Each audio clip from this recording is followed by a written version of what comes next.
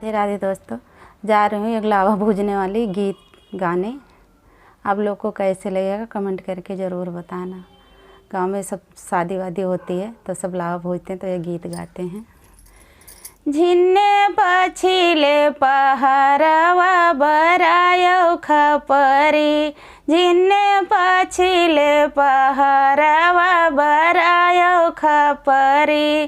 बाढ़ै बाढ़ै ददराम तुअर बखरी, बाढ़ै बाढ़ै भैया राम तुअर बखरी। झिन्ने पछिले पहरवा बरायो खपरी, भैया तुहरे लखे टकवा हैनुआ हर मैं छूछे कुछे लावा भूजो।